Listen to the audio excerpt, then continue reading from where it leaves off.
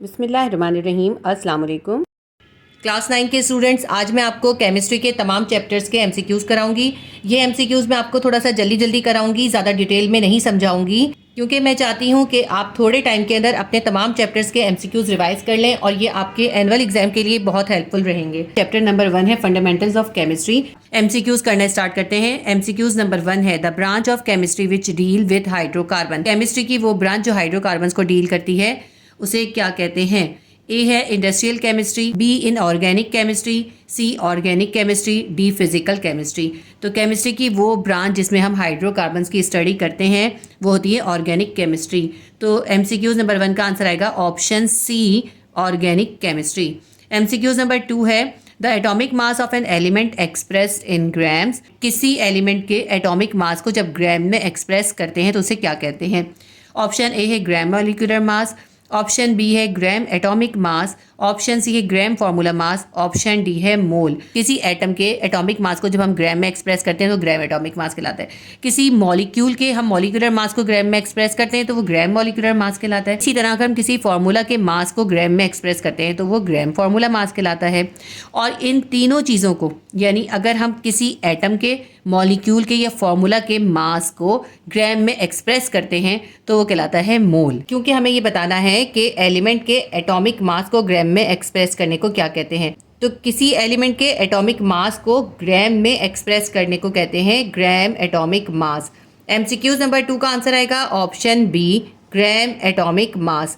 अगर यहाँ पे एटॉमिक मास की जगह पे ये तीनों ऑप्शन दिए हुए होते, molecular mass, atomic mass, formula mass, तो फिर हम यहाँ पे मोल लिखते हैं। लेकिन क्योंकि हमें यहाँ स्पेसिफिकली बता दिया है कि हमें एटॉमिक मास का बताना है, एटॉमिक मास को जब हम ग्राम में एक्सप्रेस करते हैं तो उसे हम कहते हैं gram atomic mass. Option B हमारा आंसर आएगा। एमसीक्यूज नंबर 3 है which of the following can be separated by physical means. इनमें से कौन सी चीज़ है जिसको हम फिजिकल तरीके से सेपरेट कर सकते हैं? ऑप्शन ए है मिक्सचर, ऑप्शन बी है एलिमेंट, ऑप्शन सी है कंपाउंड, ऑप्शन डी है सब्सटेंस। मिक्सचर एक ऐसी चीज़ होती है जिसको फिजिकल तरीके से सेपरेट किया जा सकता है। ऑप्शन बी है एलिमेंट, एलिमेंट्स को फिजिकल तरीके से सेपरेट नहीं कर सकते। ऑप्शन सी है कंपाउंड, कंपाउंड को भी फिजिकल मीन्स से सेपरेट नहीं किया जा सकता। और ऑप्शन डी है सब्सटेंस। किसी भी मैटर की जो प्योरेस्ट फॉर्म होती है वो कहलाती है सब्सटेंस। जब वो खुद ही प्योर है तो उसमें से तो हम कुछ भी सेपरेट नहीं कर सकते। तो इसका आंसर आएगा ऑप्शन ए, मिक्सचर। एमसीक्यूज नंबर 3 का आंसर हम लिखेंगे option A, mixture. MCQs number 4 है the molar mass of H2SO4 is. Sulphuric acid का मोलर मास क्या है? ऑप्शन ए है 98 AMU, ऑप्शन बी है 9.8 ग्राम्स, ऑप्शन सी है 98 ग्राम्स, ऑप्शन डी है 9.8 AMU। तो इसके अंदर जो है हमारा आंसर आएगा 98 ग्राम्स। अगर हमें H2SO4 का मोलर मास निकालना है तो हम किस तरह निकालेंगे, ये मैं आपको निकाल के दिखाती हूँ। ये एक कंपाउंड या फिर फॉर्मूला है। इसके अंदर हाइड्रोजन के 2 एटम है, सल्फर का 1 एटम है और ऑक्सीजन के 4 एटम हैं। सबसे पहले हम देखते हैं हाइड्रोजन के कितने एटम हैं। इसमें H2 लिखा हुआ है, H के नीचे है 2, यानी हाइड्रोजन के 2 एटम हैं। तो हम सबसे पहले 2 लिख लेंगे और फिर हम इसको नंबर ऑफ एटम को मल्टीप्लाई करेंगे इसके एटॉमिक मास से। हाइड्रोजन का एटॉमिक मास क्या होता है? 1 होता है। ठीक है, ये हमने हाइड्रोजन का लिख लिया। इसके बाद है सल्फर, तो हम पहले लेंगे प्लस का साइन। अब हम सल्फर के एटम लिखेंगे कितने? सल्फर का 1 एटम है, हमने 1 लिख लिया। क्योंकि देखिए सल्फर के नीचे कुछ भी नहीं है ना, जब कुछ भी नहीं होता इसका मतलब होता है 1 है। तो हमने 1 इसका एटम लिख लिया। मल्टीप्लाई करेंगे इसको इसके एटॉमिक मास से। सल्फर का एटॉमिक मास होता है 32। अब इसके बाद है ऑक्सीजन, हम फिर प्लस का साइन डालेंगे। ऑक्सीजन के नंबर ऑफ एटम है इसके अंदर 4, हम 4 लिखेंगे और 4 को मल्टीप्लाई करेंगे ऑक्सीजन के एटॉमिक मास से। ऑक्सीजन का एटॉमिक मास है 16। अब इन सबको मल्टीप्लाई करके इनका सम निकाल लेंगे। 2 1 ज़ा 2 प्लस 32 1 ज़ा 32 प्लस 16 4 ज़ा 64। अब इन सबको हम प्लस कर लेते हैं। 64 प्लस 32 प्लस 2, ये आ गया 8 और 6 और 3 9। हमारे पास इसका आंसर निकला है 98 ग्राम्स। ये मैं आपको बता दूं कि मोलर मास को हमेशा ग्राम्स में एक्सप्रेस करते हैं, AMU में मोलर मास को एक्सप्रेस नहीं करते। जब AMU में होता है तो वो क्या होता है? वो मॉलिक्यूलर मास कहलाता है, वो मोलर मास नहीं कहलाता। फॉर्मूला मास को हम ग्राम में एक्सप्रेस करते हैं, उसे हम कहते हैं मोलर मास। एमसीक्यूज नंबर 4 का हम आंसर लगाएंगे option C, 98 grams. Molar mass को हमेशा ग्राम में एक्सप्रेस किया जाता है, इसलिए इसका आंसर आएगा option C, 98 grams. MCQs number 5 है the molecule consist of 2 atom is. ऐसा मॉलिक्यूल जिसके अंदर 2 एटम हो उसे क्या कहते हैं? ऑप्शन ए है मोनो एटॉमिक मॉलिक्यूल, उसको मोनो एटॉमिक मॉलिक्यूल कहते हैं। ऑप्शन बी है poly atomic molecule, poly atomic molecule कहते हैं। ऑप्शन सी है हेट्रो एटॉमिक मॉलिक्यूल और ऑप्शन डी है डाई एटॉमिक मॉलिक्यूल। अब मैं आपको बताती हूँ कि मॉलिक्यूल्स कौन कौन से हैं। देखिए, मोनो एटॉमिक मॉलिक्यूल वो मॉलिक्यूल होता है जिसके अंदर सिर्फ एक ही एटम हो, और पॉली एटॉमिक मॉलिक्यूल वो होता है जिसके अंदर दो से ज़्यादा एटम हो। हेट्रो एटॉमिक मॉलिक्यूल वो होता है जिसके अंदर दो से ज़्यादा एटम हो लेकिन वो अलग अलग तरह के हों, सेम ना हो। और डाई एटॉमिक मॉलिक्यूल वो होता है जिसके अंदर दो एटम हों। ऐसा मॉलिक्यूल जिसके अंदर दो एटम हो वो होता है डाई एटॉमिक मॉलिक्यूल। तो MCQs नंबर 5 में हमसे पूछा था कि आप ऐसा मॉलिक्यूल बताएं जिसके अंदर दो एटम होते हैं, तो इसलिए MCQs नंबर 5 का आंसर आएगा option D, diatomic molecule.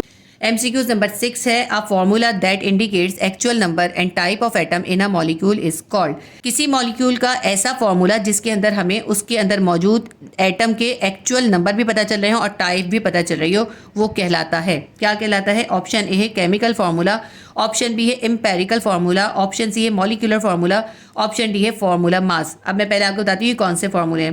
Chemical formula जो होता है ना, उसके अंदर उसकी वैलेंसी दिखाई देती है, उसके अंदर वैलेंसी लिखी जाती है। ऑप्शन बी है एम्पेरिकल फार्मूला। एम्पेरिकल फार्मूला के अंदर जो होता है एक्चुअल नंबर ऑफ एटम नहीं होते, बल्कि एम्पेरिकल फार्मूला के अंदर जो जो एटम शामिल होते हैं उनके सिंपलेस्ट रेशियो लिखे होते हैं। किसी भी सब्सटेंस के अंदर मुख्तलिफ एटम अगर कंबाइन हो रहे हैं तो वो किस रेशियो में कंबाइन हो रहे हैं वो हमें एम्पेरिकल फार्मूला में पता चलता है, उसके अंदर हमें एक्चुअल नंबर ऑफ एटम नहीं पता चलता। ऑप्शन सी मॉलिक्यूलर फार्मूला है। मॉलिक्यूलर फार्मूला के अंदर हमने किसी भी मॉलिक्यूल के अंदर मौजूद तमाम एटम के एक्चुअल नंबर भी पता चलते हैं और उनकी टाइप्स भी पता चलती है। ऑप्शन डी फार्मूला मास है, तो फार्मूला मास से तो है मास पता चलता है। तो MCQ नंबर 6 का आंसर आएगा option C, molecular formula. MCQ number 7 है, ethyl alcohol was prepared by. Ethyl alcohol जो है सबसे पहले किसने प्रिपेयर किया था? ऑप्शन ए है इब्न सीना, ऑप्शन बी है अल राजी, ऑप्शन सी है अल बैरूनी, ऑप्शन डी है Jabir bin Hayyan. MCQ number 7 का आंसर आएगा ऑप्शन बी, अल राजी। अल राजी ने सबसे पहले इथाइल अल्कोहल प्रिपेयर किया था। MCQ नंबर 8 है, which of the following is a homo atomic molecule. इन्होंने हमें 4 ऑप्शन दिए और कहा है इनमें से कौन सा होमो एटॉमिक मॉलिक्यूल है। मॉलिक्यूल्स की जो टाइप्स है ना, आपकी बुक में पेज नंबर 20 के ऊपर है। अगर आप पेज नंबर 20 को खोलते हैं तो उसके अंदर एक चार्ट है। देखिए पेज नंबर 20 पे ये एक चार्ट है जिसके अंदर हमें बताया है कि मोनो एटॉमिक मॉलिक्यूल क्या होता है, डाई एटॉमिक क्या होता है, ट्राई एटॉमिक क्या होता है, पॉली क्या होता है, होमो क्या होता है और हेट्रो क्या होता है। ऐसा मॉलिक्यूल जिसके अंदर सेम टाइप के, एक ही जैसे टाइप के दो या दो से ज़्यादा एटम होंगे वो कहलाता है होमो एटॉमिक मॉलिक्यूल।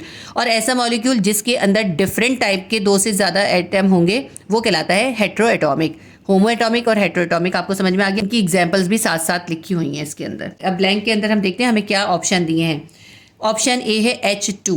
अब आप हाइड्रोजन को देखें, हाइड्रोजन के अंदर दो एटम हैं और दोनों ही एक जैसे एटम हैं, तो ये एक होमो एटॉमिक मॉलिक्यूल है। अभी हम बाकी पहले ऑप्शन देख लेते हैं फिर हम इसका मार्क करेंगे। ऑप्शन बी है NH3। अब इसके अंदर देखें, हाइड्रोजन के 3 और नाइट्रोजन का एक एटम है। इसके अंदर दो से ज़्यादा जो है एटम है लेकिन मुख्तलिफ तरह के एटम हैं, सेम टाइप के नहीं हैं। हाइड्रोजन और नाइट्रोजन अलग टाइप होती है। ये कैसा मॉलिक्यूल है? ये है हेट्रो एटॉमिक मॉलिक्यूल, क्योंकि इसके अंदर मुख्तलिफ टाइप के दो से ज़्यादा एटम है। ऑप्शन सी है H2O। इसमें हाइड्रोजन के दो एटम और ऑक्सीजन का एक एटम है, यानी इसके अंदर भी डिफरेंट टाइप के एटम है और ये हेट्रो एटॉमिक मॉलिक्यूल है। ऑप्शन डी है कार्बन डाइऑक्साइड। इसमें एक कार्बन का और दो ऑक्सीजन का है, तो इसके अंदर भी डिफरेंट टाइप के दो से ज़्यादा एटम है, ये भी हेट्रो एटॉमिक मॉलिक्यूल है। तो इसके अंदर हमसे पूछा था कि इनमें से कौन सा होमो एटॉमिक मॉलिक्यूल है, तो MCQ नंबर 8 का आंसर आएगा option A, hydrogen H2। MCQ number 9 है, the empirical formula of hydrogen peroxide H2O2 is. देखिए हाइड्रोजन पेरोक्साइड का इन्होंने हमें एम्पेरिकल फार्मूला पूछा है और हमें ये जो है ना इसका मॉलिक्यूलर फार्मूला दे दिया। H2O2 जो है मॉलिक्यूलर फार्मूला है। अगर हम इसके जो सिंपलेस्ट रेशियो निकालें तो देखें 2 1 2 2 1 2, तो हमारे पास क्या आ गया, एक H और एक O। तो ये जो हमारा फार्मूला बना है ना, ये होता है एम्पेरिकल फार्मूला। एम्पेरिकल फार्मूला के अंदर जो है सिंपलेस्ट रेशियो पता चलता है। अब हमें क्या रेशियो पता चल रहा है, हाइड्रोजन और ऑक्सीजन बराबर के हैं क्वांटिटी में, एक एक के रेशियो में है। तो ये हमें जो गिवन है मॉलिक्यूलर फार्मूला है और हमें इसका एम्पेरिकल फार्मूला बताना है हाइड्रोजन पेरोक्साइड का। हमने हाइड्रोजन पेरोक्साइड का जब एम्पेरिकल फार्मूला निकाला वो निकला HO। तो ऑप्शन ए है H2O2, ऑप्शन बी है HO, ऑप्शन सी है OH2, ऑप्शन डी है O2H2। तो इसका आंसर आएगा option B, HO। MCQ number 10 है, a piece of matter in pure form is term as. किसी भी मैटर का जो प्योर पीस होता है उसे क्या कहते हैं, यानी प्योरेस्ट फॉर्म ऑफ मैटर क्या होती है। ऑप्शन ए है radical, option B mixture, option C compound, option D substance. किसी भी मैटर का जो प्योरेस्ट फॉर्म है वो कहलाती है सब्सटेंस। तो MCQ नंबर 10 का आंसर आएगा ऑप्शन डी, सब्सटेंस। रेडिकल तो मैंने आपको समझाया था क्वेश्चन आंसर में।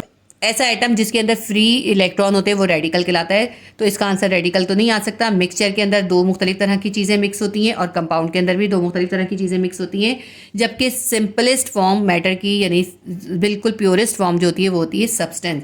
तो MCQ नंबर 10 का आंसर हम लगाएंगे ऑप्शन डी सब्सटेंस। हमारा section A multiple choice question complete हो गया। चैप्टर नंबर 2 है एटॉमिक स्ट्रक्चर। आज हम इसका section A multiple choice question करेंगे। फर्स्ट MCQs है in an atom number of protons and neutrons are added to obtain. कहते हैं किसी एटम के अंदर नंबर ऑफ प्रोटॉन और नंबर ऑफ न्यूट्रॉन को ऐड करने से क्या बनता है। ऑप्शन ए है number of electrons, option B है number of nucleons, option C है atomic number of element, option D है नंबर ऑफ आइसोटोप्स। देखें किसी एटम के न्यूक्लियस के अंदर प्रोटॉन और न्यूट्रॉन्स होते हैं। नंबर ऑफ प्रोटॉन्स और नंबर ऑफ न्यूट्रॉन्स को ऐड करते हैं तो उससे उस एटम का एटॉमिक मास बनता है। क्योंकि प्रोटॉन और न्यूट्रॉन एटम के सब पार्टिकल हैं और दोनों एटम के न्यूक्लियस में होते हैं, इसलिए प्रोटॉन और न्यूट्रॉन को नंबर ऑफ न्यूक्लियॉन्स भी कहते हैं। इन दोनों को जब हम ऐड करें तो एटॉमिक मास भी बनता है और नंबर ऑफ न्यूक्लियॉन्स भी बनता है। अब देखें कि हमारे पास जो 4 ऑप्शंस हैं इसके अंदर एटॉमिक मास का ऑप्शन नहीं है, लेकिन हमारे पास ऑप्शन बी है नंबर ऑफ न्यूक्लियॉन्स। तो नंबर ऑफ प्रोटॉन्स और नंबर ऑफ न्यूट्रॉन्स को जब एक साथ ऐड कर देते हैं तो नंबर ऑफ न्यूक्लियॉन्स बनता है। MCQs नंबर 1 का आंसर आएगा option B number of nucleons. MCQs number 2 है if proton number is 19 electronic configuration will be. एक एटम हमें गिवन है जिसके अंदर 19 प्रोटॉन है, हमें उसकी इलेक्ट्रॉनिक कॉन्फ़िगरेशन बतानी है। ऑप्शन ए है 289, ऑप्शन बी है 2881, ऑप्शन सी है 281, ऑप्शन डी है 283। इसकी इलेक्ट्रॉनिक कॉन्फ़िगरेशन लिखना बहुत आसान है। देखें इसके अंदर हमें नंबर ऑफ प्रोटॉन्स गिवन है 19, नंबर ऑफ प्रोटॉन्स 19 है, लेकिन इलेक्ट्रॉनिक कॉन्फ़िगरेशन हम नंबर ऑफ इलेक्ट्रॉन से लिखते हैं। किसी एटम में जितने इलेक्ट्रॉन्स होते हैं उससे ही इलेक्ट्रॉनिक कॉन्फ़िगरेशन लिखी जाती है और किसी एटम के अंदर जितने प्रोटॉन्स होते हैं उतने ही नंबर ऑफ इलेक्ट्रॉन होते हैं। अब इसमें इन्होंने हमें बता दिया कि इसके अंदर 19 प्रोटॉन है, इसका मतलब है इसके अंदर 19 ही इलेक्ट्रॉन है। तो हम 19 इलेक्ट्रॉन से इलेक्ट्रॉनिक कॉन्फ़िगरेशन लिखेंगे। इसमें हमें नंबर ऑफ़ इलेक्ट्रॉन्स कितने गिवन हैं, नंबर ऑफ़ इलेक्ट्रॉन्स हैं हमारे पास 19, तो हमें 19 से इलेक्ट्रॉनिक कॉन्फ़िगरेशन लिखनी है। ठीक है, तो सबसे पहला शेल होता है K, उसके बाद होता है L, उसके बाद होता है M, उसके बाद होता है N और इसी तरह O P Q आता है। लेकिन क्योंकि हमें जो है छोटा सा एटम दिया है इसलिए हमें इतने आगे तक शेल की ज़रूरत नहीं पड़ेगी। 19 इलेक्ट्रॉन को इसके अंदर हम सब्स्टिट्यूट करते हैं। सबसे पहला शेल है K, इसके अंदर ज़्यादा से ज़्यादा सिर्फ 2 इलेक्ट्रॉन आ सकते हैं। सेकेंड शेल है L, इसके अंदर ज़्यादा से ज़्यादा 8 इलेक्ट्रॉन आ सकते हैं। अब इनको काउंट कर लीजिए कितने हो गए, 8 और 2 10 हो गए। 19 हमें प्लेस करना है, 10 हमने प्लेस कर दिए। 19 में से 10 माइनस कर दें, हमारे पास 9 इलेक्ट्रॉन बचे। तो M शेल के अंदर हमारे पास जो है 9 इलेक्ट्रॉन आएंगे। M शेल के अंदर वैसे तो ज़्यादा से ज़्यादा 18 इलेक्ट्रॉन आ सकते हैं, लेकिन हमारे पास सिर्फ 9 इलेक्ट्रॉन ही रिमेनिंग है। तो M शेल के अंदर हम प्लेस कर देंगे 9 इलेक्ट्रॉन। हमारे पास इलेक्ट्रॉनिक कॉन्फ़िगरेशन बन गई 289। तो MCQ नंबर 2 में हमें 19 प्रोटॉन गिवन थे, हमें इसकी इलेक्ट्रॉनिक कॉन्फ़िगरेशन लिखनी थी। ऑप्शन ए है 289, ऑप्शन बी है 2881, ऑप्शन सी है 281, ऑप्शन डी है 283। हमने अभी इसकी इलेक्ट्रॉनिक कॉन्फ़िगरेशन निकाली है, हमारे पास आई है 289। तो MCQ नंबर 2 का आंसर आएगा ऑप्शन ए 289। MCQ नंबर 3 है if nucleon number of potassium is 39 and its atomic number is 19 then number of neutrons will be. तो कहते हैं पोटेशियम का इन्होंने न्यूक्लियॉन नंबर हमें गिवन किया है, वो है 39। न्यूक्लियॉन नंबर अभी मैंने आपको पहले MCQs में भी बताया। न्यूक्लियॉन नंबर का मतलब होता है किसी एटम का एटॉमिक मास। तो हमें एटॉमिक मास यानी A गिवन है वो है 39 और एटॉमिक नंबर गिवन है 19। एटॉमिक नंबर को हम कहते हैं Z। तो A 39 है, Z 19 है। हमें नंबर ऑफ न्यूट्रॉन इसके फाइंड करने हैं। ऑप्शन ए है 39, ऑप्शन बी है 19, ऑप्शन सी है 20, ऑप्शन डी है 29। अब 39 हमारा एटॉमिक मास है और 19 एटॉमिक नंबर है। एटॉमिक मास में से एटॉमिक नंबर को माइनस कर दें तो नंबर ऑफ न्यूट्रॉन्स आ जाएंगे। 39 में से 19 माइनस करेंगे, हमारे पास आ जाएंगे 20। तो ऑप्शन सी 20 इसका आंसर आएगा। MCQ नंबर 3 का आंसर आएगा ऑप्शन सी 20। MCQ नंबर 4 है the isotope C12 is present in abundance of. Carbon का आइसोटोप C12 कितनी क्वांटिटी में या कितनी मिकदार में पाया जाता है। ऑप्शन ए है 96.9%, ऑप्शन बी है 97.6%, ऑप्शन सी है 98.89%, ऑप्शन डी है 99.7%। इसका आंसर आएगा ऑप्शन सी 98.89%। कार्बन का आइसोटोप C12 जो है वो 98.89% पाया जाता है। तो MCQs नंबर 4 का आंसर आएगा ऑप्शन सी 98.89%। MCQs नंबर 5 है electronic configuration is distribution of. Electronic configuration में किस चीज़ को हम डिस्ट्रीब्यूट करते हैं, या फिर इलेक्ट्रॉनिक कॉन्फ़िगरेशन हम कौन से एटॉमिक सब पार्टिकल के ज़रिए लिखते हैं। तो इलेक्ट्रॉनिक कॉन्फ़िगरेशन हम हमेशा नंबर ऑफ़ इलेक्ट्रॉन से लिखते हैं, जितने इलेक्ट्रॉन्स होते हैं उनसे हम इलेक्ट्रॉनिक कॉन्फ़िगरेशन लिखते हैं। ऑप्शन ए है प्रोटॉन, ऑप्शन बी है न्यूट्रॉन्स, ऑप्शन सी है इलेक्ट्रॉन्स, ऑप्शन डी है पॉजिट्रॉन्स। तो इसका आंसर आएगा option C electrons. MCQs number 5 का आंसर आएगा option C electrons. MCQs number 6 है which one of the following is most penetrating. हमें कुछ ऑप्शन दिए, हमें बताना है इनमें सबसे ज़्यादा पेनिट्रेटिंग कौन सा पार्टिकल है। ऑप्शन ए है इलेक्ट्रॉन, ऑप्शन बी है प्रोटॉन, ऑप्शन सी है अल्फा पार्टिकल, ऑप्शन डी है न्यूट्रॉन। तो इन चारों ऑप्शंस में सबसे ज़्यादा पेनिट्रेटिंग जो है वो है न्यूट्रॉन। देखिए इलेक्ट्रॉन पे नेगेटिव चार्ज होता है, प्रोटॉन पे पॉजिटिव चार्ज होता है और अल्फा पार्टिकल पे भी पॉजिटिव चार्ज होता है, लेकिन न्यूट्रॉन जो है वो न्यूट्रल होता है, इसीलिए ये बहुत आसानी से किसी भी चीज़ के अंदर पेनिट्रेट कर जाता है। तो न्यूट्रॉन की ही सबसे ज़्यादा पेनिट्रेटिंग पावर होती है। MCQs नंबर 6 का आंसर आएगा option D neutron. MCQs number 7 है how many subshells in a L shell. L shell के अंदर कितने सबशेल होते हैं। एल शेल जो है किसी भी एटम का सेकंड शेल होता है और इस एल शेल के अंदर 2 सबशेल होते हैं। इसका पहला सबशेल होता है S और दूसरा सबशेल होता है P, S और P। तो एल शेल के अंदर 2 सबशेल होते हैं। MCQs नंबर 7 का आंसर आएगा ऑप्शन बी 2। एल शेल के अंदर 2 सबशेल होते हैं। MCQs नंबर 8 है de Broglie extend the wave particle duality two electron in dash. De Broglie ने कौन से ईयर में वेव पार्टिकल की ड्यूलिटी नेचर को इलेक्ट्रॉन तक एक्सटेंड करा। ऑप्शन ए है 1920, ऑप्शन बी है 1922, ऑप्शन सी है 1923, ऑप्शन डी है 1925। इसका आंसर आएगा ऑप्शन सी 1923। डी ब्रॉगली ने 1923 के अंदर वेव पार्टिकल की ड्यूलिटी थ्योरी को इलेक्ट्रॉन तक एक्सटेंड करा। MCQs नंबर 9 है name the material of screen which is use in Rutherford atomic model. Rutherford के एटॉमिक मॉडल का जो एक्सपेरिमेंट था उसमें उसने कौन से मटेरियल की स्क्रीन यूज़ की थी। ऑप्शन ए है एल्यूमिनियम फॉइल, ऑप्शन बी है जिंक सल्फाइड, ऑप्शन सी है सोडियम सल्फाइड, ऑप्शन डी है एल्यूमिनियम सल्फाइड। रदरफोर्ड ने जो अपना गोल्ड फॉइल एक्सपेरिमेंट करा था उसने उसके अंदर जिंक सल्फाइड की स्क्रीन यूज़ की थी, क्योंकि जिंक सल्फाइड से जब अल्फा पार्टिकल टकराते हैं तो उसके अंदर ग्लो पैदा करते हैं। तो MCQs नंबर 9 का आंसर आएगा ऑप्शन बी जिंक सल्फाइड। इसको शॉर्टली ZS लिखते हैं, जिंक सल्फाइड। MCQs नंबर 10 है which rays are use for sterilisation of medical instrument. इनमें से कौन सी रेज हैं जो मेडिकल इंस्ट्रूमेंट्स को स्टरलाइज करने के लिए यूज़ होती हैं। ऑप्शन ए है अल्फा रेज, ऑप्शन बी है बीटा रेज, ऑप्शन सी है गामा रेज, ऑप्शन डी है एक्स रेज। ये जो Y बना होता है ना, इसको हम गामा पढ़ते हैं, ये गामा रेज है। MCQs नंबर 10 का आंसर आएगा option C gamma rays. Gamma rays of cobalt 60 को मेडिकल इंस्ट्रूमेंट की स्टरलाइजेशन के लिए यूज़ करते हैं और ये आइसोटोप्स हैं। तो MCQs नंबर 10 का आंसर हम लिखेंगे ऑप्शन सी गामा रेज। इसके साथ ही हमारा section A multiple choice question complete हो गया। चैप्टर नंबर 3 है periodic table and periodicity of properties. MCQs करते हैं। MCQs नंबर 1 है इन 1869 Mendeleev's put forward his periodic law about. 1869 में मेंडलीव्स ने किसके मुतालिक अपना पीरियोडिक लॉ फॉरवर्ड किया था। ऑप्शन ए है एटॉमिक नंबर, ऑप्शन बी है केमिकल प्रॉपर्टीज, ऑप्शन सी है फिजिकल प्रॉपर्टीज, ऑप्शन डी है एटॉमिक मास। 1869 में मेंडलीव्स ने एटॉमिक मास के मुतालिक पीरियोडिक लॉ प्रपोज किया था।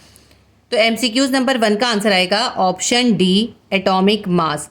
MCQs नंबर 2 है the periodic table divided into SPD and F block based on. Periodic table को SPD और F ब्लॉक में किस बेस पे डिवाइड किया जाता है। ऑप्शन ए है एटॉमिक रेडियस, ऑप्शन बी है इलेक्ट्रॉनिक कॉन्फ़िगरेशन, ऑप्शन सी है आयनाइजेशन एनर्जी, ऑप्शन डी है इलेक्ट्रॉन एफिनिटी। ये जो SPDF ब्लॉक्स होते हैं ये इलेक्ट्रॉनिक कॉन्फ़िगरेशन की बेस पे बनाए जाते हैं। तो MCQs नंबर 2 का आंसर आएगा option B electronic configuration. MCQs number 3 है 4th and 5th period in periodic table are known as. 4th और 5th पीरियड को पीरियोडिक टेबल में क्या कहते हैं। ऑप्शन ए है शॉर्ट पीरियड, ऑप्शन बी है लॉन्ग पीरियड, ऑप्शन सी है नॉर्मल पीरियड, ऑप्शन डी है वेरी लॉन्ग पीरियड। फोर्थ और फिफ्थ पीरियड जो है पीरियोडिक टेबल के अंदर लॉन्ग पीरियड होते हैं। तो MCQ नंबर 3 का आंसर आएगा option B long period. MCQ number 4 है which one of the following decreases along the period. इनमें से कौन सी प्रॉपर्टी है जो कि पीरियड के अंदर डिक्रीज हो जाती है। ऑप्शन ए है आयनाइजेशन एनर्जी, ऑप्शन बी है एटॉमिक रेडियस, ऑप्शन सी है इलेक्ट्रोनेगेटिविटी, ऑप्शन डी है इलेक्ट्रॉन एफिनिटी। एटॉमिक रेडियस वो प्रॉपर्टी है जो कि पीरियोडिक टेबल के अलोंग डिक्रीज होती है। MCQ नंबर 4 का आंसर आएगा option B atomic radius. MCQ number 5 है the elements of 7A group are known as. Group 7A के एलिमेंट्स को क्या कहते हैं। ऑप्शन ए है लेंथेनाइट्स, ऑप्शन बी है एक्टिनाइट्स, ऑप्शन सी है हेलोजेंस, ऑप्शन डी है नोबल गैसेज। ग्रुप 7A के अंदर जो एलिमेंट होते हैं वो हेलोजेंस कहलाते हैं। MCQ नंबर 5 का आंसर आएगा option C halogens. MCQ number 6 है according to Moseley the chemical properties of elements are the periodic function of their. जो मोस्ले का पीरियोडिक लॉ था उसके अकॉर्डिंग एलिमेंट्स की जो केमिकल प्रॉपर्टीज हैं वो किस चीज़ का पीरियोडिक फंक्शन होती हैं। तो इसके अंदर ऑप्शन हमारे पास है ऑप्शन ए है एटॉमिक साइज, ऑप्शन बी है एटॉमिक मास, ऑप्शन सी है एटॉमिक रेडियस, ऑप्शन डी है एटॉमिक नंबर। मोस्ले ने जो 1869 में अपना लॉ प्रपोज किया था उसके अकॉर्डिंग एलिमेंट्स की केमिकल प्रॉपर्टीज़ उनके एटॉमिक मास का पीरियोडिक फंक्शन होती हैं। तो MCQ नंबर 6 का आंसर आएगा option B atomic mass. MCQ number 7 है the shielding effect across the period. Shielding effect जो है वो पीरियड के अक्रॉस में इंक्रीज होता है या डिक्रीज होता है, यानी हमें उसका ट्रेंड बताना है। ऑप्शन ए है इंक्रीज, ऑप्शन बी है डिक्रीज, ऑप्शन सी है मॉडरेट, ऑप्शन डी है सेम। शील्डिंग इफेक्ट पीरियड के across left to right same रहता है, उसके अंदर कोई चेंज नहीं आता। तो MCQ नंबर 7 का आंसर आएगा option D same. MCQ number 8 है the ability to attract shared pair of electron is called. Shared paired electron को अट्रैक्ट करने की सलाहियत को क्या कहते हैं। ऑप्शन ए है इलेक्ट्रॉन एफिनिटी, ऑप्शन बी है इलेक्ट्रोनेगेटिविटी, ऑप्शन सी है आयनाइजेशन एनर्जी, ऑप्शन डी है शील्डिंग इफेक्ट। किसी भी एटम के अंदर इलेक्ट्रॉन पेयर को शेयर करने की जो एबिलिटी होती है, ये सलाहियत होती है, वो कहलाती है इलेक्ट्रोनेगेटिविटी। MCQ नंबर 8 का आंसर आएगा option B electronegativity. MCQ number 9 है in group electron affinity values decreases from top to bottom because. जब हम ग्रुप में ऊपर से नीचे आते हैं तो इलेक्ट्रॉन एफिनिटी की वैल्यू डिक्रीज हो जाती है, कम हो जाती है। इसकी वजह बतानी है। ऑप्शन ए है atomic size normal, atomic size normal रहता है। ऑप्शन बी है atomic size increases, atomic size increase हो रहा होता है। ऑप्शन सी है atomic size decreases, atomic size decrease हो रहा होता है। ऑप्शन डी है atomic size same, atomic size same रहता है।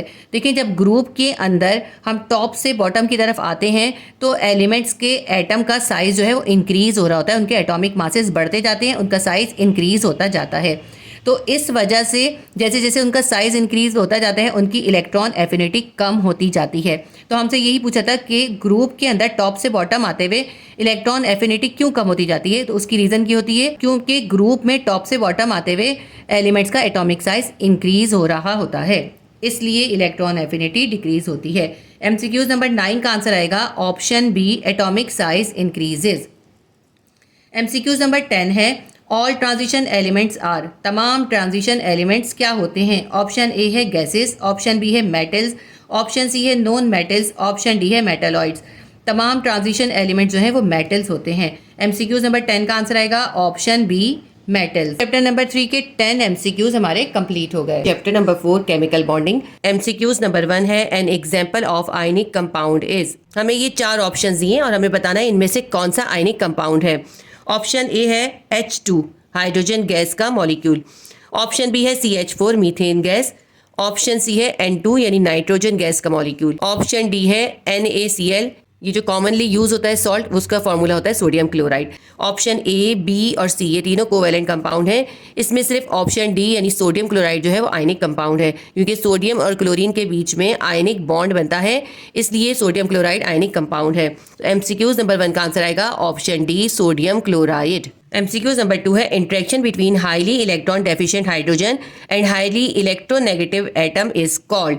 हाईली इलेक्ट्रॉन डेफिशिएंट हाइड्रोजन और किसी हाईली इलेक्ट्रोनेगेटिव एटम के दरमियान जो बॉन्ड बनता है या जो इंटरेक्शन होता है उसे क्या कहते हैं। देखिए हाइड्रोजन को क्यों कहते हैं इलेक्ट्रॉन डेफिशिएंट, क्योंकि हाइड्रोजन वो एलिमेंट है जिसके अंदर सबसे कम इलेक्ट्रॉन होते हैं। हाइड्रोजन के पास सिर्फ एक ही इलेक्ट्रॉन होता है, इसलिए इसे कहते हैं हाई इलेक्ट्रॉन डेफिशिएंस, क्योंकि इसके पास सबसे कम इलेक्ट्रॉन होते हैं। तो जब हाइड्रोजन जिसके पास कम इलेक्ट्रॉन है तो उसकी इलेक्ट्रोनेगेटिविटी भी कम होती है। तो जब हाइड्रोजन किसी ऐसे एलिमेंट के साथ कंबाइन होता है या बॉन्डिंग करता है जिसकी इलेक्ट्रोनेगेटिविटी ज्यादा हो तो एक खास बॉन्ड बनता है, वो खास बॉन्ड होता है हाइड्रोजन बॉन्ड। तो अब इसके ऑप्शन देखते हैं। ऑप्शन ए है कोवेलेंट बॉन्ड, ऑप्शन बी है आयनिक बॉन्ड, ऑप्शन सी है हाइड्रोजन बॉन्ड और ऑप्शन डी है मेटेलिक बॉन्ड। तो मैंने आपको बता दिया कि हाइड्रोजन क्योंकि बहुत इलेक्ट्रॉन डेफिशिएंट है यानी उसकी इलेक्ट्रोनेगेटिविटी बहुत कम है, तो जब वो किसी हाई इलेक्ट्रोनेगेटिव एलिमेंट के साथ मिलता है तो हाइड्रोजन बॉन्ड बनता है। तो एमसीक्यू नंबर 2 का आंसर आएगा option C hydrogen bond. MCQ number 3 है 2 fluorine atoms share 1 electron each in their outermost shell to achieve electronic configuration of. जब 2 फ्लोरीन के एटम होते हैं वो आपस में 1 इलेक्ट्रॉन को शेयर करते हैं, क्योंकि देखिए फ्लोरीन का जो एटॉमिक नंबर है वो है 9, यानी अगर हम इसकी इलेक्ट्रॉनिक कॉन्फ़िगरेशन लिखें तो फर्स्ट शेल के अंदर आ जाएंगे 2 इलेक्ट्रॉन और इसके आउटर मोस्ट या लास्ट शेल के अंदर आ जाएंगे 7 इलेक्ट्रॉन।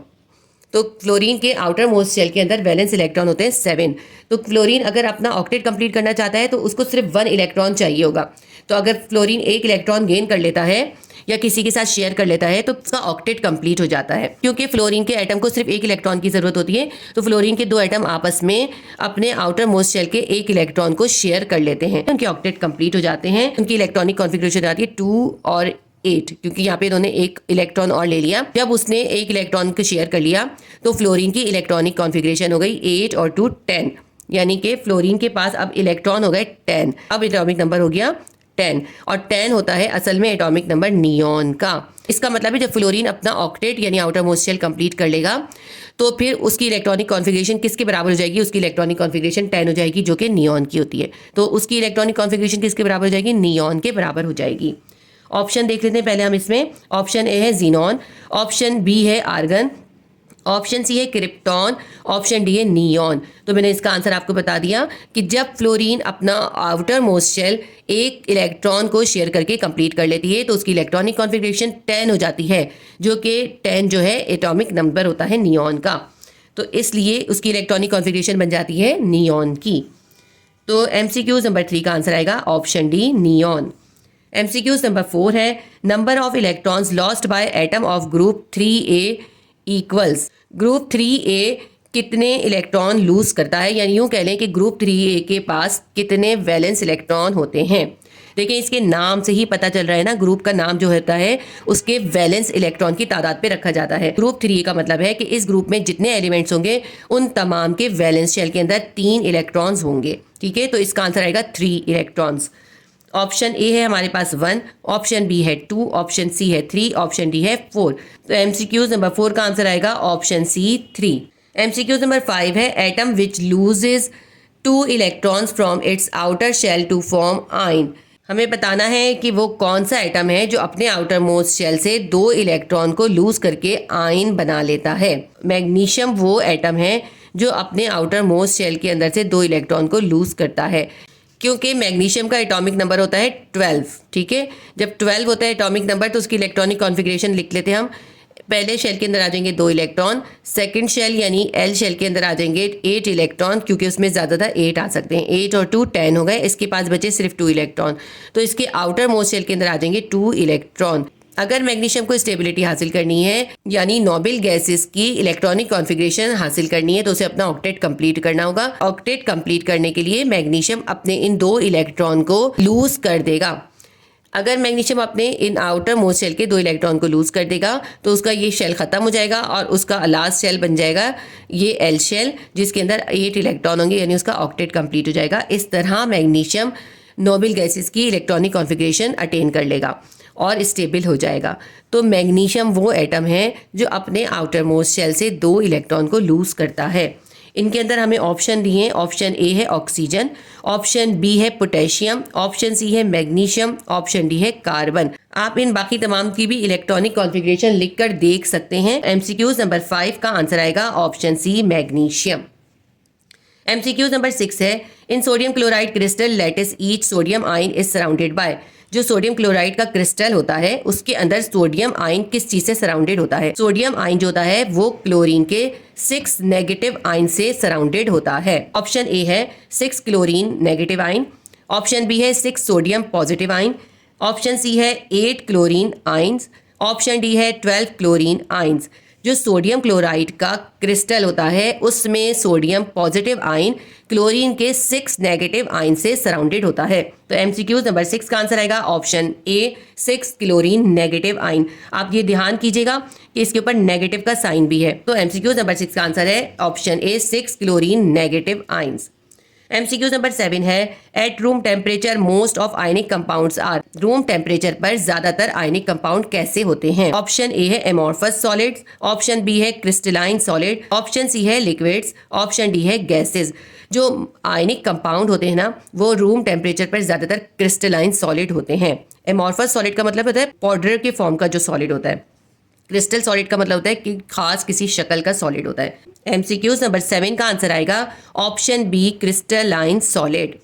MCQ नंबर 8 है, tendency of atoms to acquire 8 electron in their valence shell is. किसी एटम के वैलेंस शेल के अंदर 8 इलेक्ट्रॉन को कंप्लीट करने को क्या कहते हैं? ऑप्शन ए है ऑक्टेट रूल, ऑप्शन बी है डुप्लेट रूल, ऑप्शन सी है ट्रिपलेट रूल, ऑप्शन डी है नन ऑफ अबव। किसी एटम के वैलेंस शेल के अंदर 8 इलेक्ट्रॉन को कंप्लीट करने की सलाहियत को कहते हैं ऑक्टेट रूल। तो MCQ नंबर 8 का आंसर आएगा option A octet rule. MCQ number 9 है, when one atom forms cations by losing electrons and other forms anion by accepting that electron then bond form between them is. अगर एक atom अपने electron को loose करके positive charge attain कर ले और दूसरा एटम उन इलेक्ट्रॉन को गेन करके नेगेटिव चार्ज अटेन कर ले तो उन दोनों एटम्स के दरमियान में कौन सा बॉन्ड बनता है?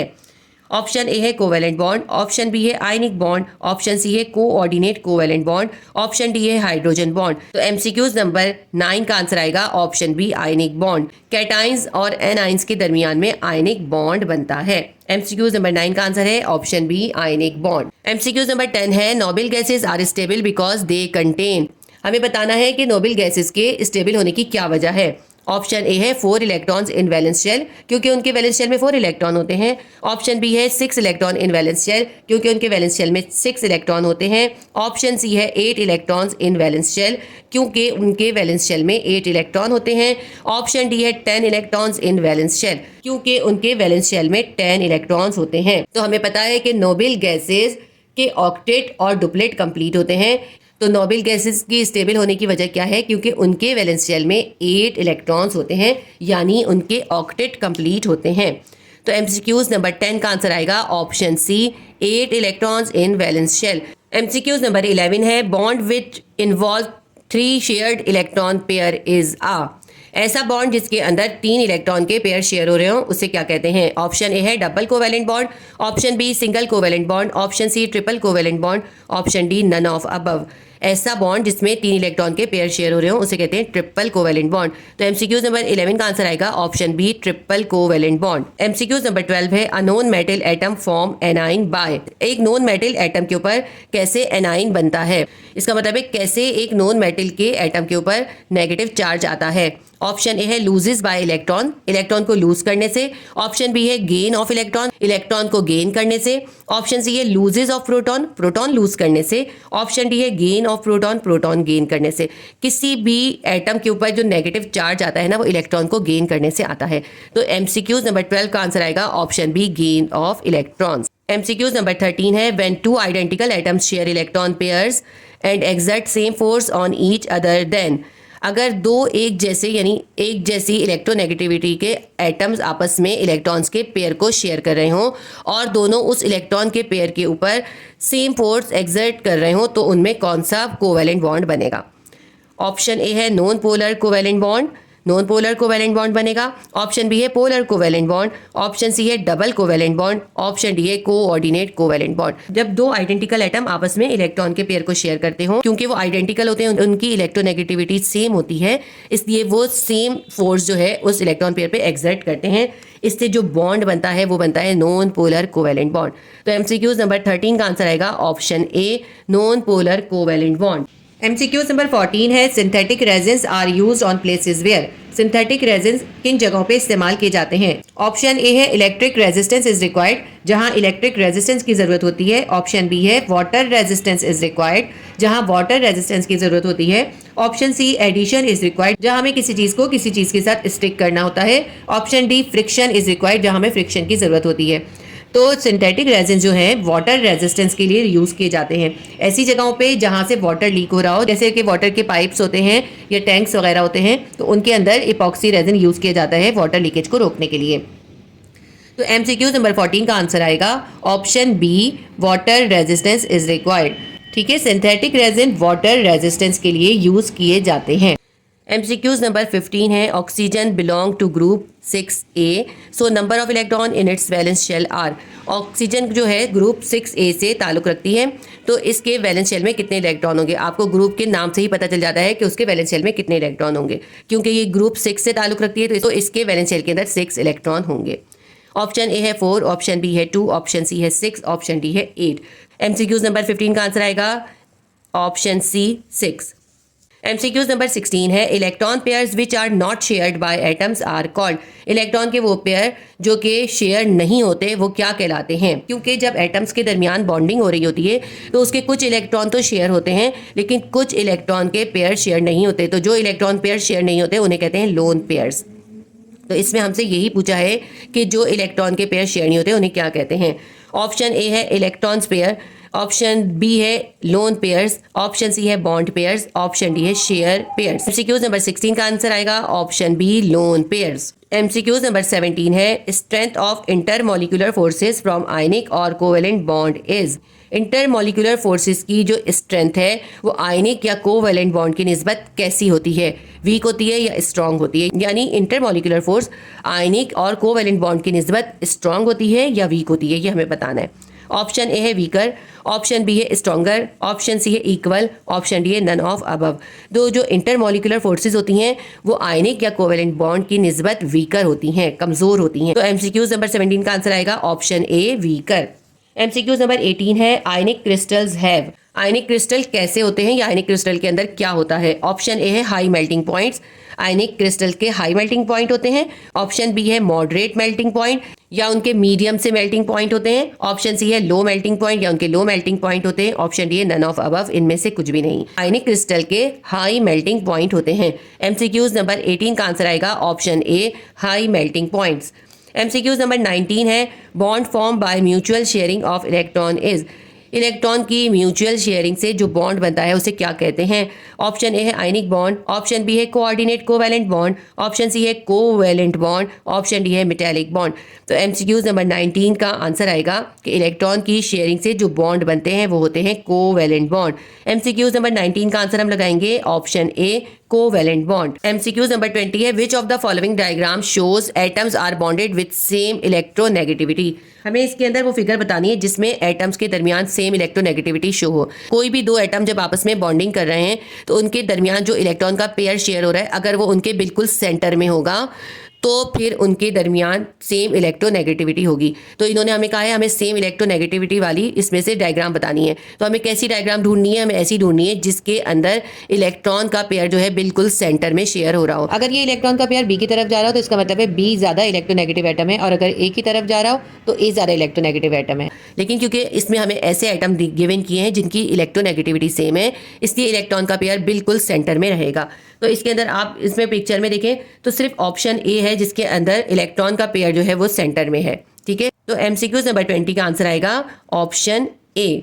ऑप्शन ए के अंदर इलेक्ट्रॉन का पेयर जो है वो बिल्कुल सेंटर में है, यानी ए और बी दोनों एटम्स की इलेक्ट्रोनेगेटिविटी सेम है। चैप्टर 4 सेक्शन ए के तमाम 20 MCQs कंप्लीट हो गए। Chapter 5 physical states of matter, section A multiple choice question. MCQs number 1 है which one of the following gases diffuse fastest. इनमें से कौन सी गैस है जो सबसे ज्यादा तेजी के साथ डिफ्यूज होती है? Option A hydrogen, option B chlorine, option C fluorine, option D helium.